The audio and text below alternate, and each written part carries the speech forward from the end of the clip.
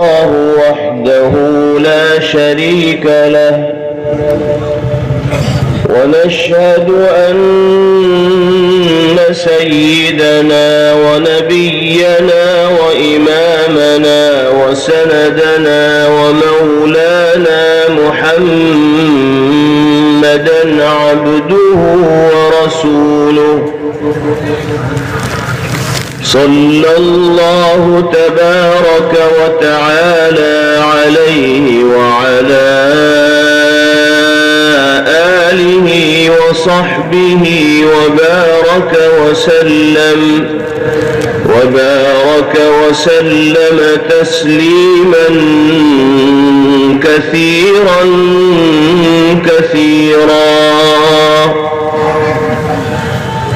أما بعد فأعوذ بالله من الشيطان الرجيم بسم الله الرحمن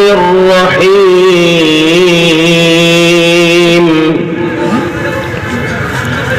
ولقد كرمنا بني آدم وحملناهم في البر والبحر ورزقناهم من الطيبات وفضلناهم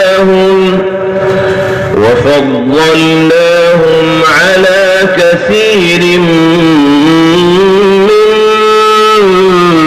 خلقنا تفضيلا صدق الله مولانا العلي العظيم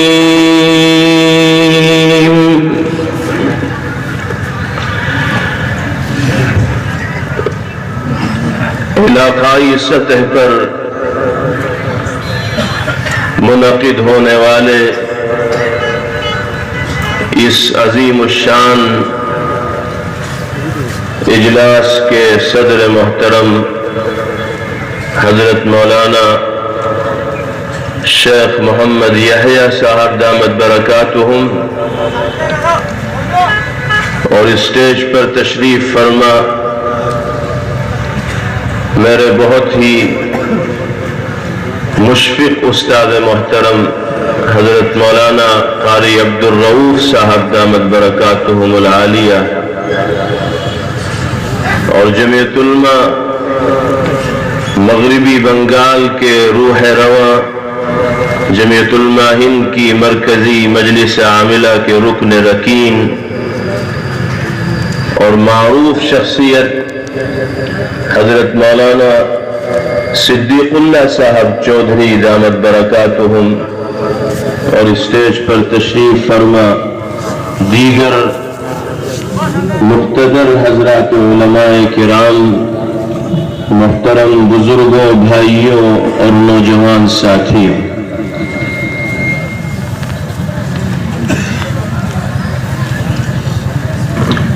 جمعیت علماء ہند جس کی آواز پر دور و نزدیک سے یہ بڑا مجمع یہاں حاضر ہوا ہے ہندوستانی مسلمانوں کی وہ نمائندہ فعال اور بااثر تنظیم ہے کہ جس کی خدمات کو نہ فراموش کیا جا سکتا ہے اور نہ نظر انداز کیا جا سکتا ہے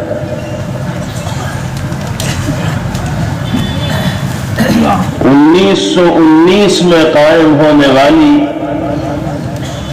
یہ قابل فخر تنظیم 2019 کے آغاز سے اپنے قیام کے 100 سال مکمل کرنے جا رہی اور ان 100 سالوں میں جمعیت علماء اس کے اکابر اور اس سے وابستگی رکھنے والے کارکنان نے ملی، سیاسی، سماجی، دینی اور قومی میدانوں میں خدمات اور قربانیوں کے جو انمٹ نقوش چھوڑے ہیں ان کو ذکر کیے بغیر کوئی منصف مؤرخ آگے نہیں بڑھ سکتا، اور بلا مبالغہ یہ بات کہی جا سکتی ہے کہ ہندوستان کی آزادی کی جدوجہد کی تاریخ اور آزادی کے بعد پیش آنے والے مختلف حالات میں اگر جمعیت علماء ہند کے کردار کو نظر انداز کر دیا جائے گا تو تاریخ ہند کا باب مکمل نہیں ہو سکتا، تاریخ کی تکمیل نہیں ہو سکتی۔ اس سال یہ تنظیم اپنے قیام کے 100 سال مکمل کرنے جا رہی ہے، اور اسی مناسبت سے ملک کے کونے کونے میں، گوشے گوشے میں، شہر شہر، قریہ قریہ، دیہات دیہات چھوٹے بڑے اجتماعات کا اور پروگراموں کا انعقاد کیا جا رہا ہے تاکہ امت مسلمہ کے افراد کو اکابرین جمعیت کی قربانیوں سے اور ان کی خدمات سے واقف کرایا جا سکے، روشناس کرایا جا سکے۔ اس لیے کہ تاریخ قوم کے اندر اعتماد پیدا کرتی ہے، تاریخ سے واقفیت قوم کے افراد میں حوصلہ پیدا کرتی ہے، تاریخی واقعات کا علم انسان کی زندگی میں سبق اور عبرت کی حیثیت رکھتا ہے۔ جب ہمیں اپنے اکابر اور بزرگان دین کی خدمات اور قربانیوں کا علم ہوگا تو وطن کی اس دھرتی سے، وطن کی اس سرزمین سے محبت کے جذبات پہلے سے زیادہ بڑھ جائیں گے، کیونکہ ہمیں یہ پتہ چلے گا کہ ہمارے بزرگوں نے اور ہمارے اکابر نے کیسے سخت سے سخت حالات میں ملک کی سالمیت کے لیے، ملک کی بقا کے لیے، ملک میں آزادی کے ماحول کو پروان چڑھانے کے لیے کیسی کیسی قربانیاں پیش کی ہیں، نہ جان کی پرواہ کی ہے، نہ عزت و آبرو کی پرواہ کی ہے، نہ مال و اولاد کی پرواہ کی ہے۔ ملک کا ذرہ ذرہ ہمارے اکابر اور بزرگان دین کی خدمات پر گواہ ہے۔ لیکن میرے بھائیوں، افسوس کے ساتھ کہنا پڑتا ہے کہ مسلمانوں کو جس درجہ اپنے اکابر و بزرگان دین کی تاریخی قربانیوں سے واقف ہونا چاہیے تھا، اسی درجہ مسلمان اپنے بزرگوں کی قربانیوں سے غافل اور ناواقف ہو کر زندگی گزار رہا۔ قربانیاں اور خدمات تو دور کی بات، ہمارے بھائیوں کو ان نمایاں اکابر کے اسمائے گرامی اور نام بھی یاد نہیں جنہوں نے اپنی زندگی کو حریت وطن کے لیے، ملک میں آزادی کا ماحول پیدا کرنے کے لیے وقف کر دیا۔ جب ہم خود اپنی تاریخ کی حفاظت نہیں کریں گے، ہم خود اپنے اکابر اور بزرگان دین کی خدمات اور قربانیوں سے واقف نہیں ہوں گے تو ہم دوسروں سے کیا شکوہ کریں، اور پھر ہم اپنی آنے والی نسلوں کے لیے کس چیز کو چھوڑ کر جائیں گے۔ جب ہمیں معلوم نہیں ہوگا تو ہمارے بال بچوں کو بھی معلوم نہیں ہوگا، ہمارے بعد آنے والی نسلوں کو بھی معلوم نہیں ہوگا۔ جمعیت علماء ہند نے سارے ملک میں چھوٹے بڑے پروگراموں کے انعقاد کا اس سال اسی لیے نظم کیا ہے تاکہ کسی نہ کسی درجے میں امت مسلمہ کے افراد اپنے بزرگوں کی خدمات اور قربانیوں سے واقف ہو سکیں، تاریخ کا علم ان کے اندر آئے اور ان تاریخی واقعات کو سن کر حوصلہ اور اعتماد ان کے اندر پیدا ہو اور جینے کا سلیقہ وہ سیکھنے والے۔ آپ پوچھئے اپنے بزرگوں سے،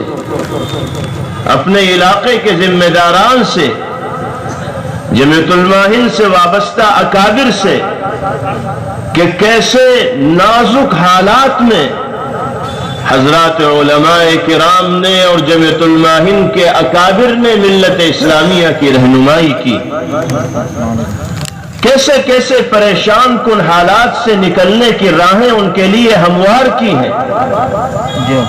آج اگر ان بزرگوں کی خدمات اور تاریخی قربانیوں کے اوپر غور کیا جائے تو یہ سمجھ میں آتا ہے کہ اگر ان نازک حالات میں ہمارے بزرگوں نے یہ کردار پیش نہ کیا ہوتا تو آج ہمارے لیے اسلامی تہذیب و تشخص کا بقا اور اس کی حفاظت مشکل ہو جاتی، آزادی کے ساتھ جینا ہمارے لیے مشکل ہو جاتا۔ انہوں نے نہ صرف دینی اعتبار سے ہماری رہنمائی کی بلکہ سیاسی، سماجی، قومی اور ملی ہر اعتبار سے امت مسلمہ کی رہنمائی کا عظیم فریضہ انجام دیا۔ اس علاقے کی ہی نہیں، صوبے ہی کی نہیں، بلکہ ملک و بیرون ملک کی معروف شخصیت حضرت مولانا شیخ احمد علی باسکندی نور اللہ مرقدہ، اللہ ان کی قبر کو نور سے منور فرمائے، درجات کو بلند فرمائے، ایک فرد کی شکل میں ہمارے اور آپ کے درمیان رہا کرتے تھے، لیکن اللہ نے اس فرد واحد سے سارے علاقے اور صوبے کے لیے جو کام لیا ہے، جن خدمات کے لیے اللہ نے اس برگزیدہ شخصیت کو قبول کیا ہے، ایک پوری کی پوری جماعت وہ کام نہیں کر سکتی، وہ خدمات نہیں پیش کر سکتی جو تنہا حضرت شیخ نور اللہ مرقدہ کے ذریعے اللہ رب العزت والجلال نے کروایا۔ اپنے شیخ و مرشد حضرت شیخ الاسلام مولانا سید حسین احمد مدنی نور اللہ مرقدہ کی تربیت میں رہ کر جو ذہن انہوں نے پایا تھا، جو سوچ انہوں نے پائی تھی، جو فکر انہوں نے پائی تھی، جو نظریہ انہوں نے اختیار کیا تھا، اس سوچ و فکر اور نظریے پر وہ تنہا قائم نہ رہے بلکہ انہوں نے اس ذہن کو، اس سوچ کو، اس فکر کو، اس نظریے کو صوبے کے کونے کونے تک پہنچایا اور امت مسلمہ کے اکثر و بیشتر افراد کو اسی سوچ، اسی ذہن اور نظریے پر قائم کر دیا، کھڑا کر دیا۔ یہ ان کی کامیابی کی علامت و نشان ہے۔ آج اگر جمیعت علماء ہند کی آواز پر اس علاقائی پروگرام میں اتنا بڑا مجمع اکٹھا ہوا ہے، یہ اعتبار جمیعت علماء ہند کو کیسے حاصل ہوا، آواز میں یہ تاثیر کیسے پیدا ہوئی؟ دراصل یہ ہمارے اکابر کی خدمات کا، ان کی قربانیوں کا، ان کے خلوص کا نتیجہ ہے کہ امت کو اس تنظیم پر اعتماد ہے، امت اس تنظیم کی طرف سے آنے والی دعوت پر لبیک کہتی ہے، امت اس کو اپنے لیے ہر اعتبار سے خیر خواہ تصور کرتی ہے، اور اسی کا نتیجہ ان پروگراموں کی شکل میں ظاہر ہوتا ہے۔ لیکن میرے بھائیوں، اصل چیز یہ ہے کہ جو ذہن، جو سوچ اور جو فکر ہمیں اپنے بزرگوں اور اکابر کی طرف سے دیا گیا ہے، اسی ذہن اور سوچ کے مطابق ہمیں اس ملک کے اندر زندگی گزارنی ہے۔ یہ ملک مختلف اقوام کا مجموعہ ہے، مختلف مذاہب سے تعلق رکھنے والے لوگ ایک جگہ اس ملک میں اکٹھے ہیں اور جمع ہیں۔ جیسے گلدستے کے اندر طرح طرح کے پھول ہوتے ہیں، اسی طرح اس ملک میں بسنے والے لوگ مختلف مذاہب سے اور نظریات سے تعلق رکھنے والے ہیں۔ جمعیت علماء ہند نے ملک میں بسنے والے تمام لوگوں کو اور خاص طور پر مسلمانوں کو یہ پیغام دیا ہے کہ پریم و محبت کے ساتھ، امن و سلامتی کے ساتھ، رواداری اور بھائی چارگی کے ساتھ، قومی اتحاد و ایکتا اور یکجہتی کے ساتھ اس ملک میں اگر باشندے اور یہاں کے رہنے والے زندگی گزاریں گے تو یہ ملک ترقی سے ہمکنار ہوگا، یہ ملک پرگتی کرے گا، انتی کرے گا۔ اور اگر اس ملک میں بسنے والے لوگ دھرم کے نام پر بڑھ جائیں گے، مذہب کے نام پر تفریق ان میں پیدا ہو جائے گی،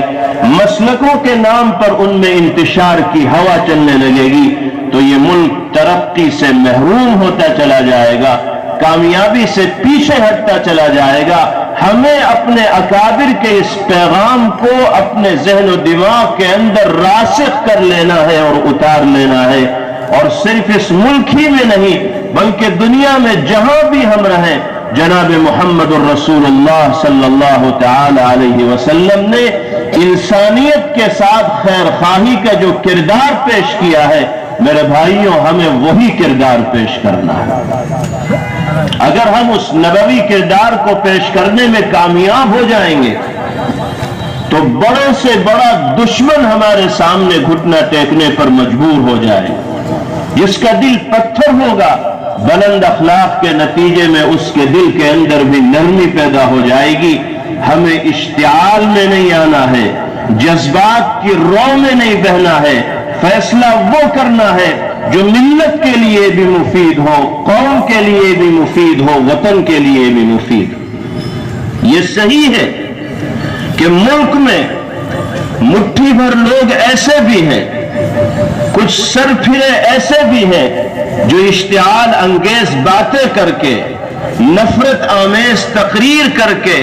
ملک کی فضا کو زہر آلود کر دینا چاہتے ہیں، ہندوؤں اور مسلمانوں کو آپس میں بھڑا دینا چاہتے ہیں، لڑا دینا چاہتے ہیں۔ لیکن میں یہ کہتا ہوں کہ اکثریت ملک کے افراد کی ایسی ہے جو بھائی چارے کو چاہتی ہے، یکجہتی کو چاہتی ہے، ایکتا کو چاہتی ہے، پریم و محبت کو چاہتی ہے۔ ملک میں نفرت کی بولی بول کر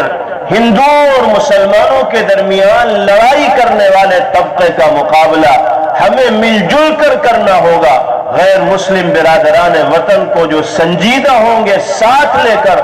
اس ناک کا پھن توڑنا ہوگا جو ملک کے اندر اشتعال انگیز بولی بول کر نفرت کا ماحول گرم کرنا چاہتے ہیں۔ مسلمان اس ملک سے محبت کرنے والا رہا ہے،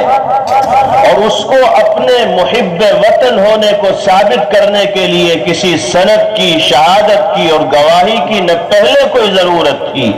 نہ آج ہے اور نہ کل رہے گی۔ آج بھی مسلمان محب وطن ہے اور کل بھی مسلمان محب وطن رہے گا۔ ہم نے انگریزی سامراج کو اس ملک سے باہر نکلنے پر مجبور کیا ہے۔ وہ ہمارے ملک کو خراب کرنا چاہتے تھے، ہمارے ملک کو غلام انہوں نے بنا رکھا تھا۔ مسلمان صف اول میں آ کر ان کے ساتھ لڑتا ہے اور مقابلہ کرتا ہے، ملک کی حفاظت کے لیے جان کی بازی لگاتا ہے۔ آج بھی اگر کچھ سرپھرے نفرت کی زبان بول کر ملک کی سالمیت و جمہوریت کے ساتھ زیادتی کریں گے اور ملک کی سالمیت کو نقصان پہنچانے کی کوشش کریں گے تو مسلمان ملک سے اور وطن سے محبت کا مظاہرہ کرتے ہوئے نفرت کی بولی بولنے والے لوگوں کا علاج کرے گا، اور علاج گالی کا جواب گالی سے نہیں، پتھر کا جواب پتھر سے نہیں، اینٹ کا جواب پتھر سے نہیں، گولی کا جواب گولی سے نہیں، بلکہ ہم گالی کا جواب محبت سے دیں گے، نفرت کا جواب پریم سے دیں گے، زیادتی کا جواب درگزر سے دیں گے، اور پیغمبر علیہ السلام کے کردار کا نمونہ پیش کریں گے۔ قرآن اعلان کرتا ہے کہ اگر آپ نے بدسلوکی کرنے والوں کے ساتھ اچھا سلوک کر دیا تو اللہ بدترین دشمن کے دل میں بھی آپ کی محبت کو جاگزی فرما دیں گے، راسخ فرما دیں گے۔ میرے بھائیوں اور بزرگوں، اسی کردار کو پیش کرنے کی ضرورت ہے۔ حضرت شیخ الاسلام مولانا سید حسین احمد مدنی نور اللہ مرقدہ کا بہت مشہور واقعہ ہے، آپ نے بارہا سنا بھی ہوگا۔ ریل گاڑی کا سفر ہے، حضرت کے ساتھ سفر میں مسلمان بھی شریک ہے، غیر مسلم بھی مسافر ہے۔ ایک غیر مسلم ضرورت سے فارغ ہونے کے لیے استنجے خانے کی طرف جاتے ہیں، لیکن وہ ضرورت پوری کیے بغیر واپس آ جاتے ہیں۔ حضرت شیخ الاسلام نور اللہ مرقدہ کو احساس ہوتا ہے کہ شاید استنجا خانہ گندا ہے، جس کی وجہ سے ہمارا یہ ساتھی اپنی ضرورت پوری نہ کر سکا اور ویسے ہی واپس آ گئے۔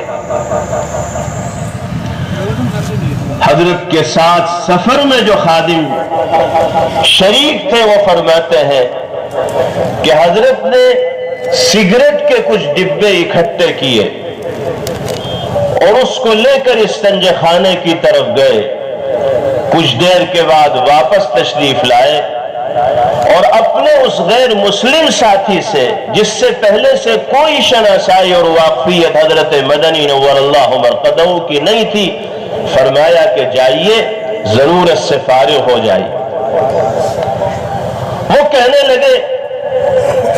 کہ حضرت اتنا گندا ہے استنجا خانہ کہ میں ضرورت سے فارغ نہیں ہو سکتا۔ حضرت نے فرمایا کہ جائیے تو صحیح، دیکھ کر تو آئیے۔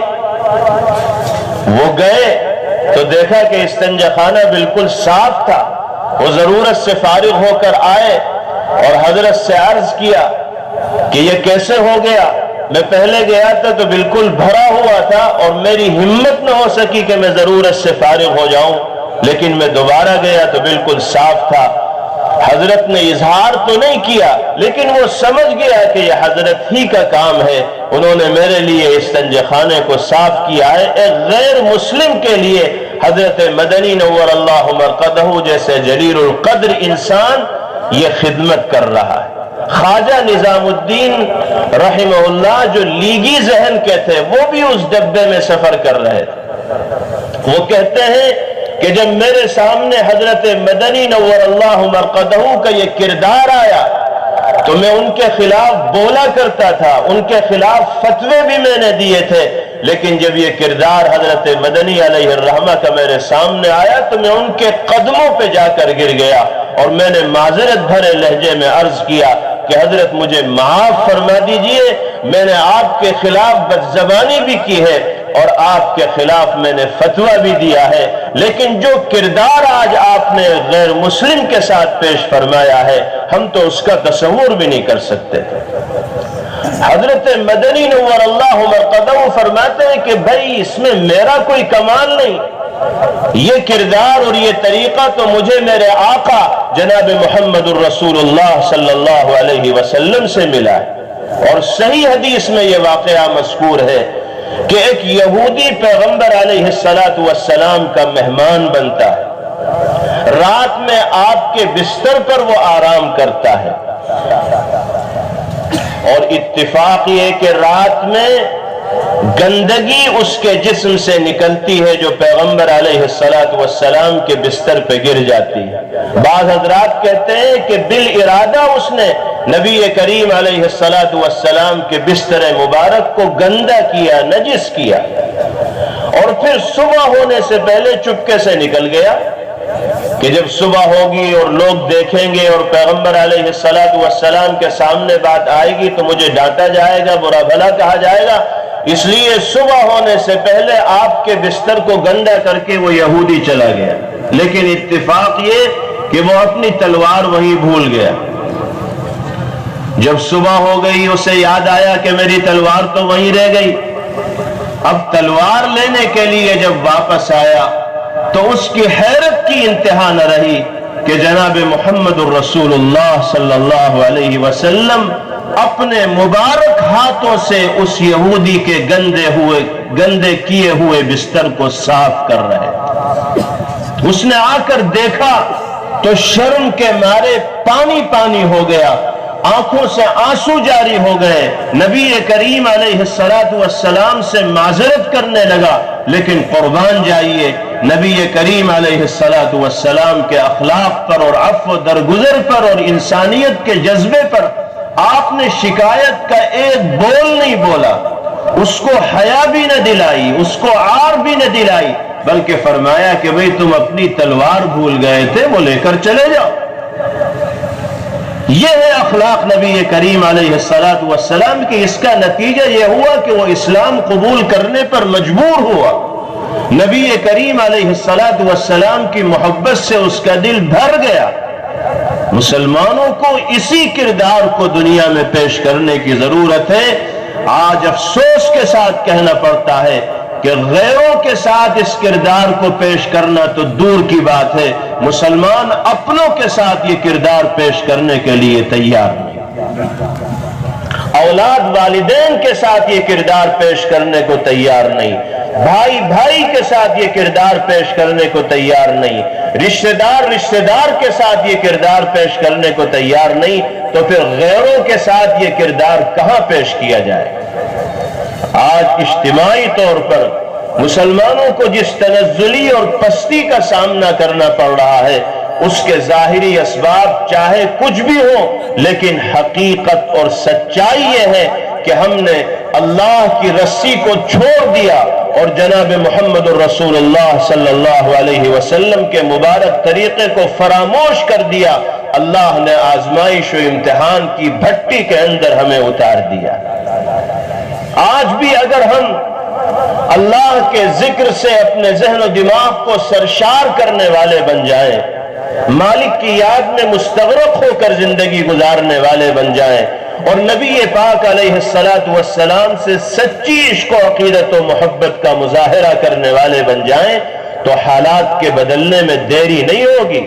اللہ کے قبضے قدرت میں وہ لمحوں میں زیر و زبر کر دیں گے، حالات کو اور ہواؤں کو تبدیل کر کے رکھ دیں۔ اللہ رب العزت والجلال ہم سب کو